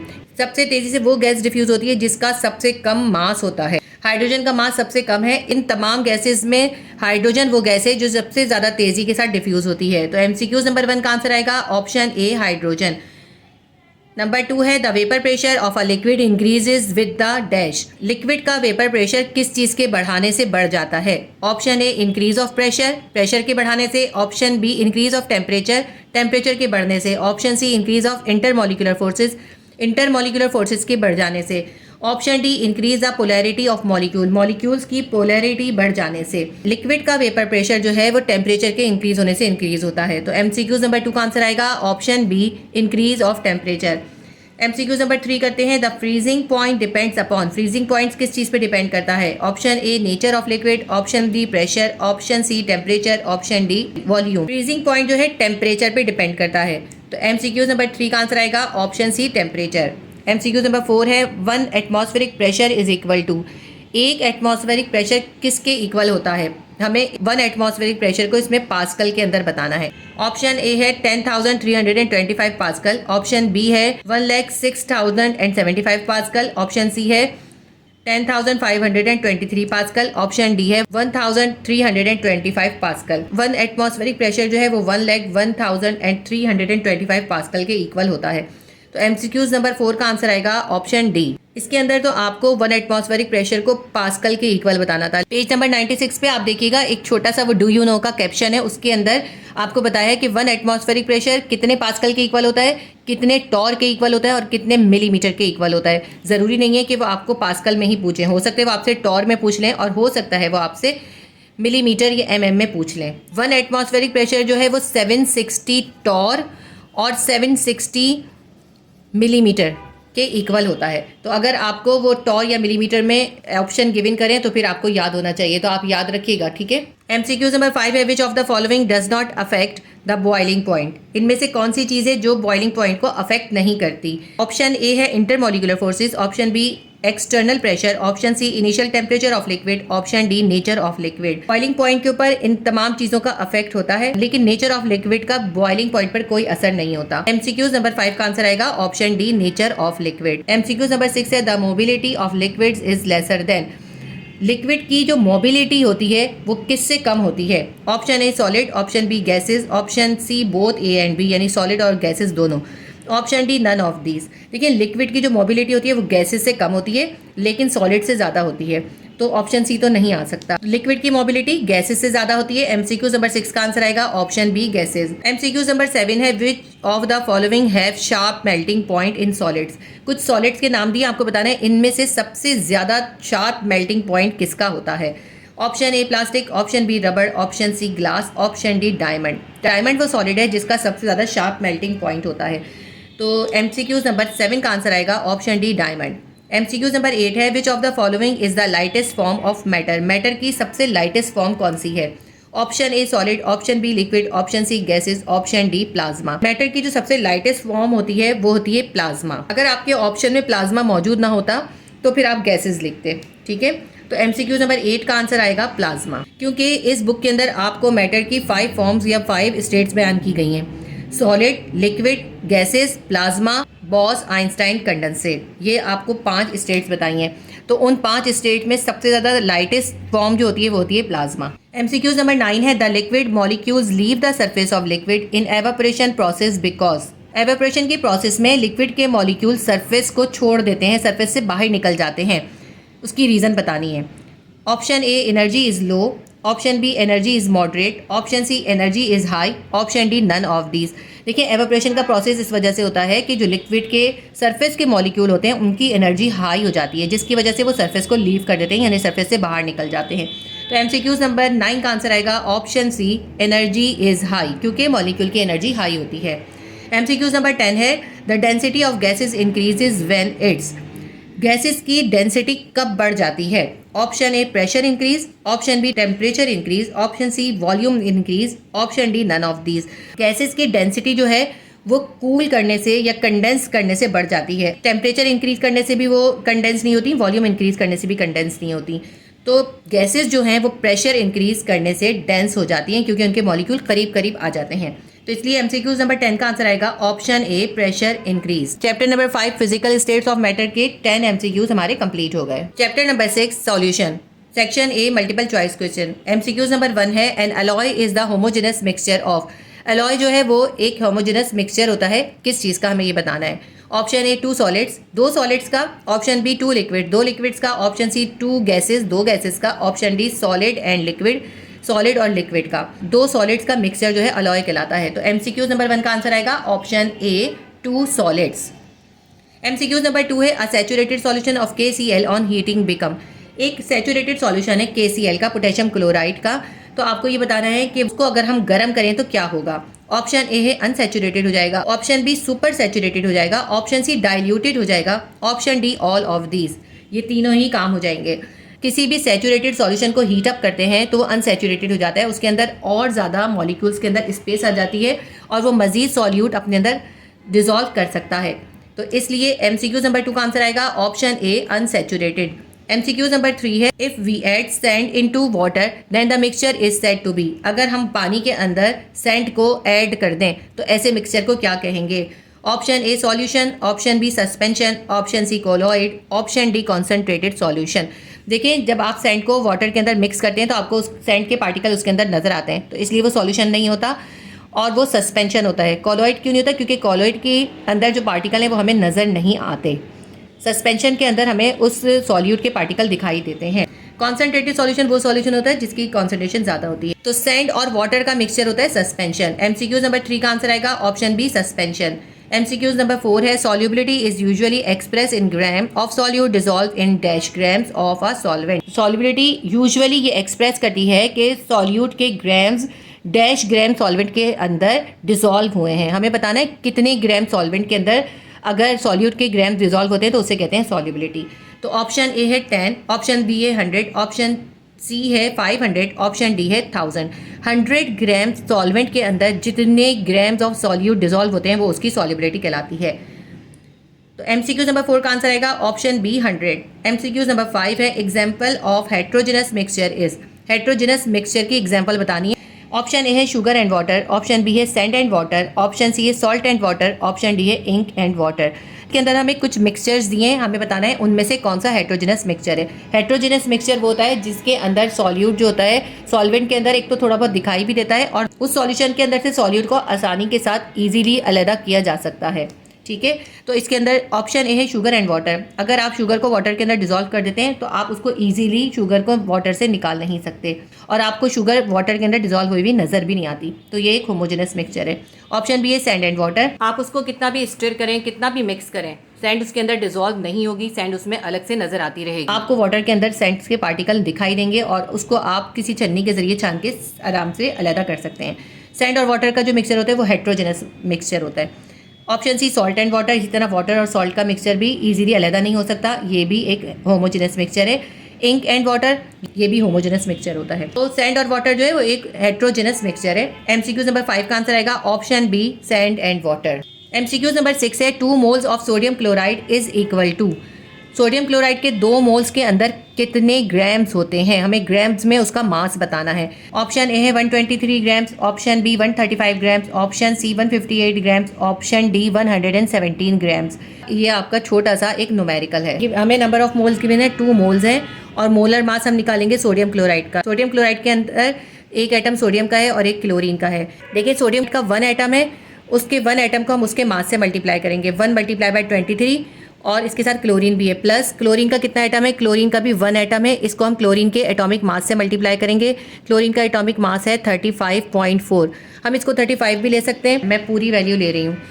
ठीक है, तो मोलर मास हम निकाल लेते हैं। 23 को 1 से मल्टीप्लाई करा 23 आ गया, प्लस 35.4 को 1 से मल्टीप्लाई करा 35.4 आ गया। 23 में 35.4 को प्लस कर लेंगे, ये हमारे पास मोलर मास आएगा 58.4 ग्राम्स। तो हमारे पास मोलर मास आ गया। हमें फाइंड क्या करना है, हमें तो ये फाइंड करना है कि 2 मोल सोडियम क्लोराइड के अंदर कितना मास है। इस मोलर मास की मदद से हम वो मास फाइंड करेंगे। तो फॉर्मूला होता है number of moles is equals to mass divided by molar mass. हमारे पास नंबर ऑफ मोल्स भी है, मोलर मास भी है, हमें मास फाइंड करना है। मास को यहीं छोड़ देंगे, मोलर मास इसके साथ डिवाइड हो रहा है, इक्वल के इस तरफ जाएगा, मल्टीप्लाई हो जाएगा।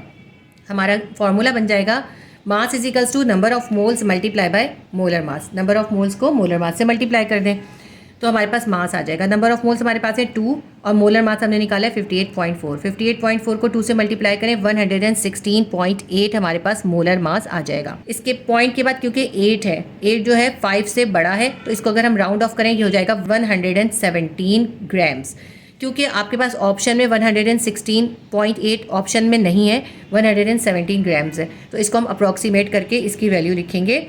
इसका मास है 117 ग्राम्स। MCQ नंबर 6 का आंसर हम लिखेंगे ऑप्शन डी 117 ग्राम्स। 2 मोल सोडियम क्लोराइड के अंदर 117 ग्राम्स होते हैं।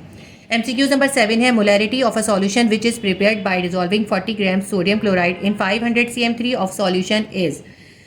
एक सॉल्यूशन है, उसकी हमें मोलैरिटी फाइंड करनी। उस सॉल्यूशन के अंदर सोडियम क्लोराइड का सॉल्यूट है 40 ग्राम्स का, जो सॉल्यूशन का वॉल्यूम है वो है 500 cm3। ठीक है, हमें मास ऑफ सॉल्यूट गिवन है 40 ग्राम्स, सॉल्यूशन का वॉल्यूम गिवन है 500 cm3 और मोलैरिटी हमें फाइंड करनी है। ये एक न्यूमेरिकल है, पूरा कंप्लीट न्यूमेरिकल है। ये न्यूमेरिकल के अंदर भी इस तरह से आ सकता है और ब्लैंक में भी आ सकता है। मोलैरिटी के न्यूमेरिकल आपने बहुत अच्छी तरह प्रैक्टिस करने हैं। MCQ नंबर 7 में देखें, हमें मास ऑफ सॉल्यूट गिवन है 40 ग्राम्स और सॉल्यूट कौन सा है, सोडियम क्लोराइड है। वॉल्यूम ऑफ सॉल्यूशन हमें गिवन है 500 cm3, मोलैरिटी हमें फाइंड करनी है। तो अब हम इस सॉल्यूट का पहले मोलर मास निकालेंगे, क्योंकि फॉर्मूले में हमें मोलर मास की ज़रूरत होती है। Molar mass of sodium chloride बिल्कुल वैसे ही निकालेंगे जैसे हमने इससे पहले क्वेश्चन में निकाला था, वही हम लिख लेते हैं। 23 + 35.4 कितना आ जाएगा, 58.4 ग्राम्स। ठीक है, ये आ गया molar mass of sodium chloride. Molarity का फॉर्मूला लिखते हैं, molarity is equals to mass of solute divided by molar mass multiply by 1000 divided by volume of solution. अब इसके अंदर इन सारे की वैल्यूज सब्स्टिट्यूट करते हैं। मास ऑफ सॉल्यूट हमें गिवन है 40 ग्राम्स और मोलर मास हमने फाइंड करा है 58.4 मल्टीप्लाई बाय 1000, ये कांस्टेंट वैल्यू होती है, इसको हम ऐसे ही लिखते हैं। वॉल्यूम ऑफ सॉल्यूशन हमें गिवन है 500, इसको सिंप्लीफाई करते हैं। 500 × 1 = 500, 500 × 2 = 1000, ये सिंप्लीफाई हो गया। अब 40 को 2 से मल्टीप्लाई कर दें, 80 आ जाएगा। नीचे 58.4 को 1 से मल्टीप्लाई करा, 58.4 आ गया। 80 को 58.4 से डिवाइड कर दें तो हमारे पास मोलैरिटी आ जाएगी। मोलैरिटी आ रही है 1.369। इसको हमें राउंड ऑफ करना पड़ेगा। देखें, 3 के बाद 6 और 9 जो है दोनों 5 से ग्रेटर हैं, तो आप यहाँ पे 1 प्लस कर देंगे। ये क्या बन जाएगी, इसको हम करेंगे राउंड ऑफ, 1.4 हो जाएगी। क्योंकि 3 के बाद जो 6 और 9 है वो 5 से ग्रेटर हैं, तो हम इनको रिमूव कर देते हैं और यहाँ पे 1 ऐड कर देते हैं। ये बन जाएगी 1.4 m। MCQ नंबर 7 के ऑप्शन देख लेते हैं हम। ऑप्शन ए है 1.4 m, option B 1.5 m, option C 1.6 m, option D 1.7 m। तो हमारे पास MCQ नंबर 7 का आंसर आएगा 1.4 m। ये हमने अभी निकाल कर देख लिए। MCQ नंबर 8 है 10% weight by weight sugar solution means that 10 grams of solute dissolve in dash। 10% sugar solution के अंदर अगर 10 ग्राम सॉल्यूट डिजॉल्व है, यानी 10 ग्राम की शुगर डिजॉल्व है, तो हमें बताना है कि उसका सॉल्वेंट या वाटर कितना ग्राम्स होगा। ये एक आपकी जो ना छोटी सी डेफिनेशन है, आप इसको बहुत अच्छे से याद कर लीजिएगा। क्योंकि 10% का सॉल्यूशन है और इसके अंदर 10 ग्राम सॉल्यूट या शुगर डिजॉल्व हो रही है, इसलिए इसका सॉल्वेंट या वाटर जो है वो 100 ग्राम्स होगा। 10% है इसलिए 100 ग्राम ऑफ वाटर होगा। MCQ नंबर 8 का आंसर आएगा option C 100 grams of water. MCQ number 9 है an example of true solution is. आपको कुछ सॉल्यूशन की एग्जाम्पल दी, आपको बताना है इनमें से कौन सा ट्रू सॉल्यूशन है। ऑप्शन ए है सॉल्यूशन ऑफ स्टार्च, स्टार्च का solution. Option B solution of soap, soap का या साबुन का solution. Option C ink in water, water के अंदर आप इंक को मिला दें। Option D toothpaste. तो इनमें से जो है इंक को जब आप वाटर में मिलाते हैं तो वो एक ट्रू सॉल्यूशन बनता है, क्योंकि आप उस वाटर में से इंक को अलग नहीं कर सकते, वो ट्रू सॉल्यूशन होता है। MCQ नंबर 9 का आंसर आएगा option C ink in water. MCQ number 10 है which solution contains more water. आपको मोलैरिटीज गिवन की हैं, आपको बताना है इसमें से कौन सा सॉल्यूशन होगा जिसके अंदर ज़्यादा सॉल्वेंट या वाटर होगा। ऑप्शन ए है 1.0 m मोलैरिटी का सॉल्यूशन। ऑप्शन बी है 0.75 मोलैरिटी का सॉल्यूशन। ऑप्शन सी है 0.5 मोलैरिटी का सॉल्यूशन। ऑप्शन डी है 0.25 मोलैरिटी का सॉल्यूशन। ये बात आप याद रखिएगा कि वाटर जो है सॉल्वेंट होता है, तो जब अगर सॉल्वेंट आपके पास ज़्यादा हो किसी सॉल्यूशन के अंदर, तो इसका मतलब होता है कि उस सॉल्यूशन की मोलैरिटी कम होगी। क्योंकि इसके अंदर मोर वाटर है, तो इसके अंदर आपको वो वाली मोलैरिटी चूज़ करनी है जो सबसे कम है। देखिए सबसे कम जो है वो है 0.25 m। ठीक है, तो जब मोर वाटर होगा सबसे लोएस्ट आप मोलैरिटी चूज़ करेंगे, क्योंकि वाटर या सॉल्वेंट के ज़्यादा होने का मतलब है उस सॉल्यूशन की कॉन्सेंट्रेशन जो है वो कम है या उसकी मोलैरिटी जो है वो कम है। तो MCQ नंबर 10 का आंसर आएगा ऑप्शन डी 0.25 m। अगर यहाँ पे लेस वाटर होता, कॉन्सेंट्रेटेड सॉल्यूशन होता, तो यहाँ पे आप सबसे हाईएस्ट मोलैरिटी को चूज़ करते हैं। MCQ नंबर 11 है when a saturated solution is diluted it change into. अगर एक सैचुरेटेड सॉल्यूशन को डाइल्यूट करें तो वो किस में बदल जाएगा। देखिए सैचुरेटेड सॉल्यूशन को डाइल्यूट कैसे करते हैं, उसके अंदर मजीद सॉल्वेंट डाल देते हैं। जब आप एक सैचुरेटेड सॉल्यूशन के अंदर सॉल्वेंट डाल देंगे या वाटर डाल देंगे तो वो कैसा हो जाएगा, वो अनसैचुरेटेड हो जाएगा और वो अपने अंदर मजीद सॉल्यूट को डिसॉल्व कर सकेगा। तो ऐसे सैचुरेटेड सॉल्यूशन जिसको डाइल्यूट कर दें उसके अंदर क्या चेंज आता है, वो अनसैचुरेटेड हो जाता है। ऑप्शन देखते हैं, ऑप्शन ए है saturated solution, option B unsaturated solution, option C concentrated solution, option D super saturated solution. MCQs number 11 का आंसर आएगा option B unsaturated solution. MCQs number 12 है butter is the example of solution. Butter कैसे solution की example है। Option A gas का gas के अंदर solution, option B solid का लिक्विड के अंदर सॉल्यूशन, ऑप्शन डी लिक्विड का सॉलिड के अंदर सॉल्यूशन, ऑप्शन डी गैस का सॉलिड के अंदर सॉल्यूशन। देखिए बटर जो है वो लिक्विड का सॉलिड के अंदर सॉल्यूशन की एग्जांपल है। एमसीक्यूज नंबर 12 का आंसर आएगा लिक्विड का सॉलिड के अंदर सॉल्यूशन। एमसीक्यूज नंबर 13 है a solution that contains solid solute into liquid solvent is called. ऐसा सॉल्यूशन जिसके अंदर सॉल्यूट तो सॉलिड हो, सॉल्वेंट जो है वो लिक्विड हो, तो ऐसे सॉल्यूशन को क्या कहते हैं। Option A solid in gas, gas के अंदर solid, option B liquid in solid, liquid को सॉलिड के अंदर डाला है, option C solid in solid, solid को सॉलिड के अंदर मिलाया है। देखें ये जो पहला है ना ये सॉल्यूट होता है और ये जो दूसरा होता है ये सॉल्वेंट होता है, यानी इसके अंदर सॉल्यूट भी सॉलिड है और सॉल्वेंट भी सॉलिड है। ऑप्शन डी है सॉलिड इन लिक्विड, और इसके अंदर क्या है सॉल्यूट सॉलिड है और लिक्विड क्या है वो है सॉल्वेंट। तो जब आपका सॉल्यूट सॉलिड है और लिक्विड जो है सॉल्वेंट है तो कौन सा आपका ऑप्शन आएगा, आपका आएगा option D solid in liquid, क्योंकि आपने एक सॉलिड सॉल्यूट को एक लिक्विड सॉल्वेंट के अंदर डिसॉल्व किया है। एमसीक्यूज नंबर 13 का आंसर आएगा option D solid in liquid. MCQs number 14 है what is particle size in suspension. Suspension के अंदर पार्टिकल का साइज क्या होता है। ऑप्शन ए है 10 की पावर 3 nm, ऑप्शन बी है 10 की पावर 2 nm, ऑप्शन सी है लेस देन 10 की पावर 3 nm, ऑप्शन डी है ग्रेटर देन 10 की पावर 3 nm। ये जो 10 की पावर 3 का मतलब है ये है 1000 nm। आपकी बुक में जो आपका सस्पेंशन का और कोलॉइड का डिफरेंस था उसके अंदर आपको ये 1000 nm दी हुई थी। 10 की पावर 3 का मतलब है 1000, 10 की पावर 2 का मतलब है 100। तो सस्पेंशन के जो पार्टिकल का साइज होता है वो होता है 1000 nm। एमसीक्यूज नंबर 14 का आंसर आएगा ऑप्शन ए 10 की पावर 3 nm या 1000 nm। अगर आपको वो साइंटिफिक नोटेशन में ना दें, ऐसे ही इसको ऑर्डिनरी फॉर्म में दें, 1000 दें तो आप 1000 को मार्क कर दीजिएगा। अगर आपको साइंटिफिक नोटेशन में दें तो आप 10 की पावर 3 nm को मार्क करेंगे। एमसीक्यूज नंबर 15 है right example of each type of solution. मुख्तलिफ टाइप के सॉल्यूशंस आपको बताए हैं कि आपने सॉल्यूट और सॉल्वेंट कौन से लेने और फिर आपको उसकी एग्जाम्पल्स देनी है। जैसे पहली है आपके पास सॉल्यूट जो है वो सॉलिड है और सॉल्वेंट लिक्विड है, ठीक है। एक सॉलिड सॉल्यूट को आपने एक लिक्विड सॉल्वेंट के अंदर मिलाना है। तो देखिए इसका आप बहुत आसान सा देखें, अगर आप शुगर एक सॉलिड होती है और आप उसको वाटर के अंदर डिसॉल्व करते हैं तो शुगर का वाटर के अंदर जो सॉल्यूशन है वो इसकी एग्जाम्पल बन सकती है।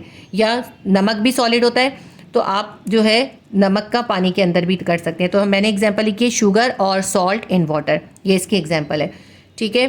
सेकंड हमारे पास है सॉल्यूट गैस है और सॉल्वेंट भी गैस है, यानी दोनों ही गैस की कंडीशन में है। तो इसका सबसे बेहतरीन एग्जाम्पल जो है वो एयर है। हवा जो है उसके अंदर मुख्तलिफ गैसेज होती हैं, उसके अंदर जो सबसे ज़्यादा क्वांटिटी में गैस होती है वो सॉल्वेंट होती है और जो छोटी छोटी क्वांटिटीज़ में उसके अंदर हेलोजन गैसेज होती हैं वो सॉल्यूट होती हैं उसके अंदर। तो इसकी एग्जांपल हम देंगे एयर। थर्ड एग्जांपल हमारे पास है जिसमें सॉल्यूट जो है वो सॉलिड है और सॉल्वेंट भी सॉलिड है। कभी आपने सॉलिड के अंदर किसी सॉलिड को डिसॉल्व करा है? जी बिल्कुल, अलॉयज़ जो है वो इसकी एग्जांपल है। अलॉयज़ क्या होते हैं? मुख्तलिफ मेटल्स को आपस में मिलाकर मिक्सचर बनाते हैं, वो होते हैं अलॉयज़। जैसे एक अलॉय मैंने लिखा है एग्जाम्पल में ब्रास, ब्रास होता है। उसके अलावा आपने इस चैप्टर के अंदर बहुत सारे अलॉयज़ पढ़े थे, उनमें से आप कोई भी अलॉय भी लिख सकते हैं। स्टील भी एक अलॉय है, आप स्टील भी लिख सकते हैं। फोर्थ है हमारे पास सॉल्यूट लिक्विड है और सॉल्वेंट जो है सॉलिड है, ठीक है। यानी कि कम क्वांटिटी में लिक्विड होना है और ज़्यादा क्वांटिटी के अंदर आपके पास सॉलिड चीज़ होनी है। तो इसकी एग्जाम्पल क्या है? बटर है, ठीक है। अभी आपने ये अभी इससे पहले एमसीक्यूज़ में भी करा है, बटर भी है और इसके एग्जाम्पल अमलगम भी है। इसके बाद नेक्स्ट है लिक्विड सॉल्यूट है और गैस जो है वो सॉल्वेंट है। आपने कभी देखा है कि गैस के अंदर आप लिक्विड मिलाएं? जी बिल्कुल, फोग जो है, जो फोग होता है हवा के अंदर, हवा क्या है? गैस है, तो वो सॉल्वेंट है। उसके अंदर जब थोड़े बहुत वाटर के मॉलिक्यूल हो जाते हैं तो वो फोग बन जाता है, ठीक है। इसकी एग्जांपल है फॉग। इसके बाद हमारे पास लास्ट है सॉल्यूट है लिक्विड और सॉल्वेंट है लिक्विड, यानी एक लिक्विड के अंदर ही लिक्विड को मिलाना है। तो इसका एक एग्जांपल है, अगर आप अल्कोहल को वाटर के अंदर मिला लें या किसी भी लिक्विड को मिला लें, जैसे आप रूह अफ़ज़ा को वाटर में मिला लें, ये भी आप एग्जांपल लिख सकते हैं, ठीक है। अल्कोहल इन वाटर, ये इसकी एग्जांपल है। चैप्टर नंबर 6 के थोड़े से ज़्यादा MCQs थे, 15 MCQs थे, हमने 15 MCQs कंप्लीट कर लिए। Chapter 7 electrochemistry section A MCQs करेंगे। MCQs नंबर 1 है alloy of Cu and Sn is called. Copper और टिन, Sn जो होता है टिन का सिंबल है, कॉपर और टिन के अलॉय को क्या कहते हैं? ऑप्शन ए है ब्रास, ऑप्शन बी है ब्रॉन्ज, ऑप्शन सी है मोनिल, ऑप्शन डी है बेल मेटल। देखिए कॉपर और टिन इन दोनों को मिला के जो अलॉय बनता है वो कहलाता है बेल मेटल। ये आमतौर पे बेल्स को बनाने में यूज होता है। MCQs नंबर 2 है विच वन इज अलॉय। इनमें से बताना है कि कौन सा अलॉय है। ऑप्शन ए है ग्रेफाइट, ऑप्शन बी है मर्क्यूरी, ऑप्शन सी है स्टील, ऑप्शन डी है वाटर। अब आपको पता है कि ग्रेफाइट जो है वो तो कार्बन का एक एलोट्रॉपिक फॉर्म है, अलॉय नहीं है बल्कि एक एलोट्रॉपिक फॉर्म है कार्बन की। और मर्करी ये एक मेटल है, और स्टील जो है ये एक अलॉय है। आयरन और कार्बन इन दोनों चीज़ों को मिलाकर स्टील बनता है, और वाटर आपको पता है कि एक कंपाउंड है। तो इनमें से जो अलॉय है वो है स्टील। MCQs नंबर 2 का आंसर आएगा option C steel. MCQs number 3 है value of 1 Faraday is equal to. 1 Faraday की वैल्यू क्या होती है? इसमें 1 फैराडे की वैल्यू कूलूम में बतानी है।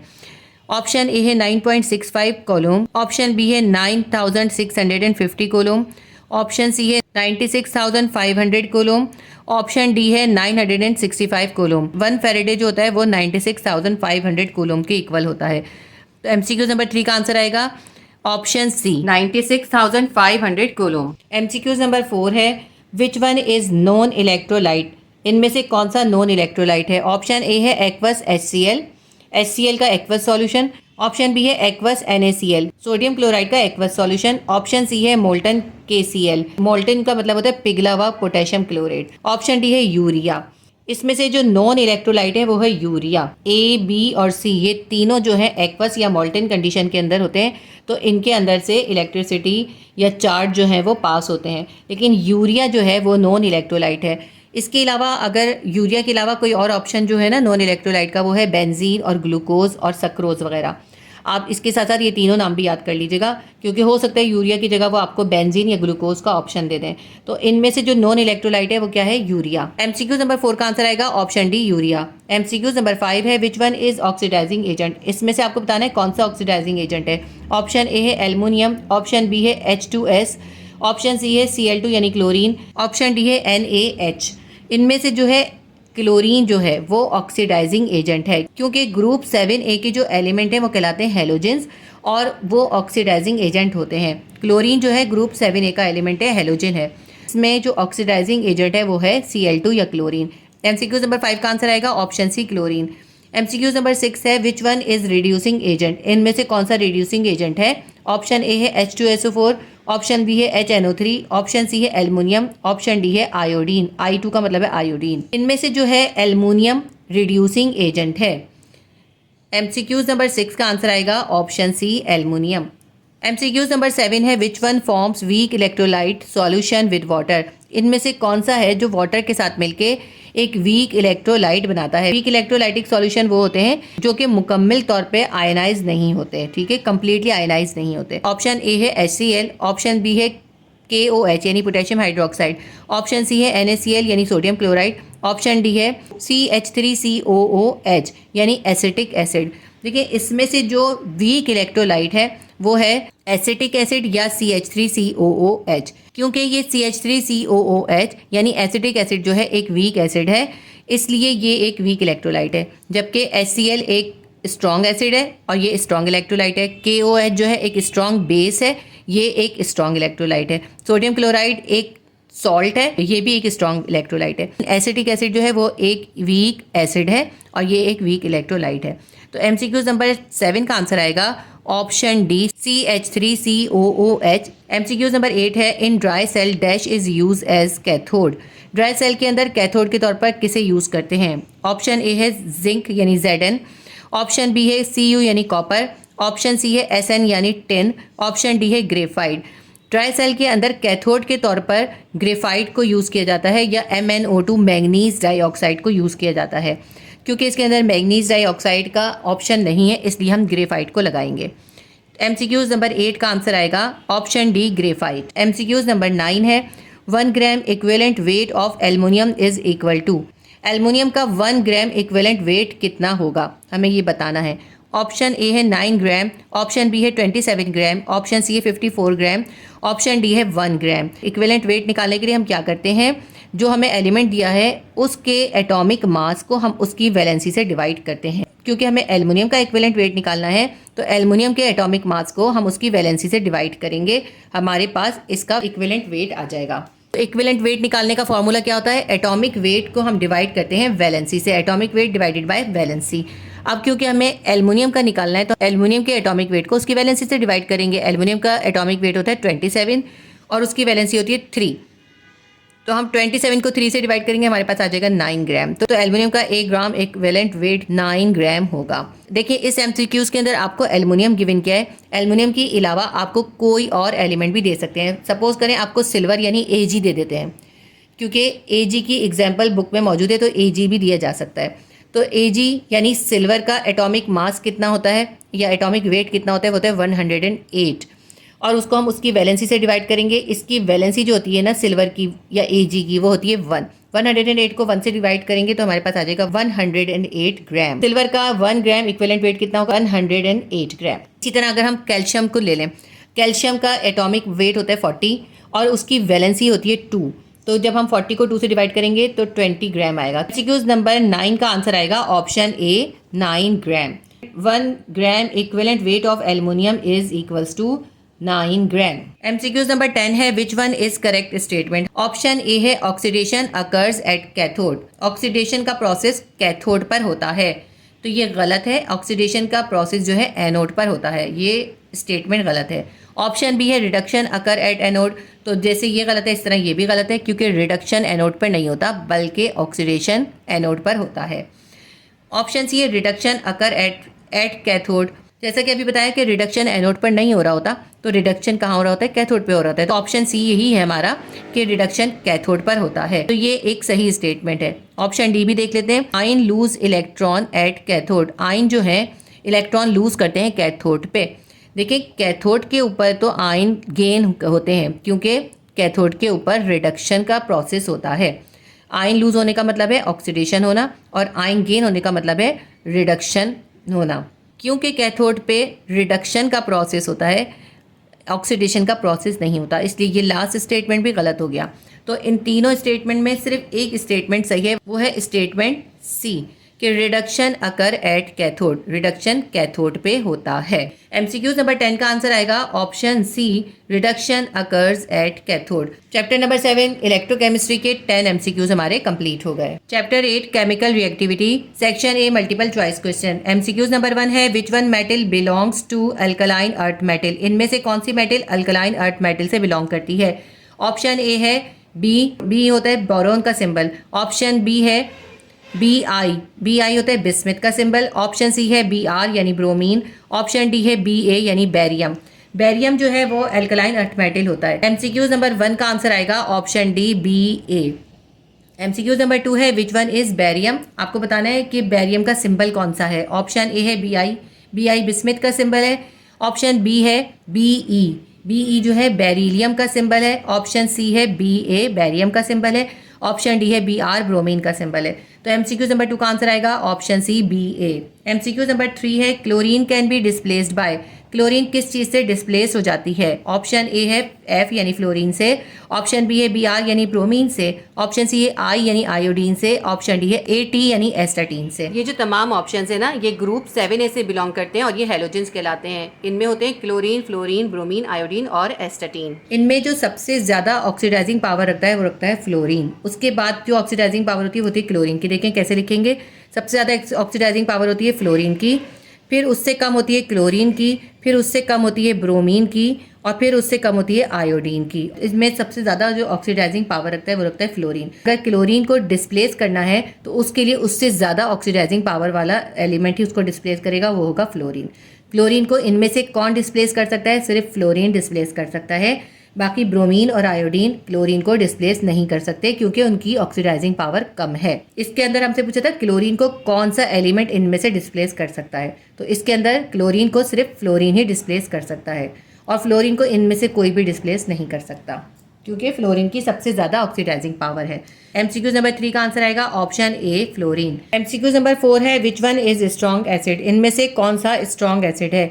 ऑप्शन ए है HF यानी हाइड्रोजन फ्लोराइड, ऑप्शन बी है HCl hydrogen chloride, option C है HBr hydrogen bromide, option D है HI हाइड्रोजन आयोडाइड। इन सब के अंदर अगर कंपैरिजन करें तो सबसे ज़्यादा जो स्ट्रॉन्ग एसिड है वो है हाइड्रोजन आयोडाइड। एमसीक्यूज नंबर 4 का आंसर आएगा ऑप्शन डी HI यानी हाइड्रोजन आयोडाइड। एमसीक्यूज नंबर 5 है which halogen exist in liquid state, हमें कुछ ऑप्शन दिए हैलोजेंस के, हमें बताना है इनमें से कौन सा हैलोजन जो है वो लिक्विड स्टेट में होता है। ऑप्शन ए है F2 यानी फ्लोरीन, ऑप्शन बी है Cl2 यानी क्लोरीन, ऑप्शन सी है Br2 यानी ब्रोमीन, ऑप्शन डी है I2 आयोडीन।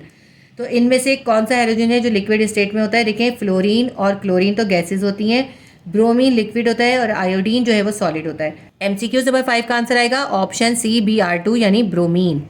एमसीक्यूज नंबर 6 है non metals of dash group are gases, इनमें से कौन सा ग्रुप है जिसके नॉन मेटल्स जो हैं वो गैसेज हैं।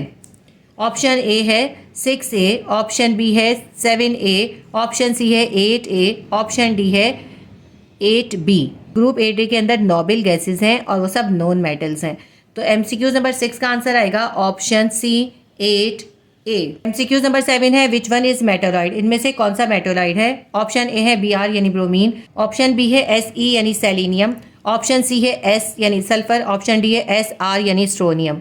तो इनमें से जो मेटालॉइड है वो है Se, क्योंकि इसमें ब्रोमीन भी नॉन मेटल है, सल्फर भी नॉन मेटल है और स्ट्रोनियम जो है ये मेटल है। सिर्फ इसमें Se यानी सेलेनियम जो है वो मेटालॉइड है। एमसीक्यूज नंबर 7 का आंसर आएगा option B selenium. MCQs number 8 है which one of the following act as an oxidising agent, इनमें से कौन सा ऑक्सीडाइजिंग एजेंट है। ऑप्शन ए है Be बेरिलियम, ऑप्शन बी है Mg मैग्नीशियम, ऑप्शन सी है Na सोडियम, ऑप्शन डी है Cl क्लोरीन। कि हेलोजेंस जो हैं वो ऑक्सीडाइजिंग एजेंट होते हैं, हमने पिछले चैप्टर में भी करा था कि क्लोरीन जो है वो ऑक्सीडाइजिंग एजेंट है। तो इसके अंदर ऑप्शन डी क्लोरीन इसका आंसर आएगा। एमसीक्यूज नंबर 8 का आंसर आएगा option D chlorine. MCQs number 9 है which gas can turn lime water milky, कौन सी गैस है जिसको लाइम वाटर के अंदर डालें तो उस लाइम वाटर को वो मिल्की कर देती है। लाइम वाटर क्या होता है, लाइम वाटर होता है कैल्शियम हाइड्रोक्साइड CaOH2, चूने का पानी। लाइम वाटर के अंदर जब हम कार्बन डाइऑक्साइड गैस को डालते हैं तो वो मिल्की हो जाता है। ऑप्शन ए है ऑक्सीजन, ऑप्शन बी है नाइट्रोजन डाइऑक्साइड, ऑप्शन सी है कार्बन डाइऑक्साइड, ऑप्शन डी है नाइट्रोजन। तो एमसीक्यूज नंबर 9 का आंसर आएगा option C carbon dioxide. Carbon dioxide जो है वो लाइम वाटर को यानी CaOH2 को मिल्की कर देती है।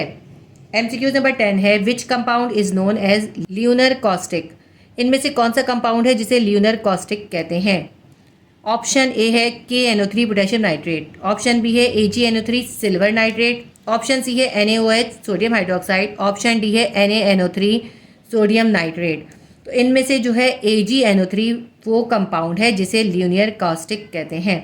एमसीक्यू नंबर 10 का आंसर आएगा ऑप्शन बी AgNO3 यानी सिल्वर नाइट्रेट।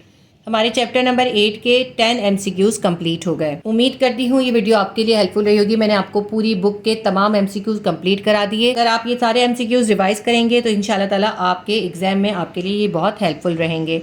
मैंने कोशिश की है मैं आपको शॉर्टली सारे एमसीक्यूज एक्सप्लेन भी करूँ। उम्मीद करती हूँ वीडियो आपके लिए हेल्पफुल रही होगी। प्लीज़ वीडियो को लाइक कीजिए, शेयर कीजिए और सब्सक्राइब कर लीजिए। अल्लाह हाफिज़।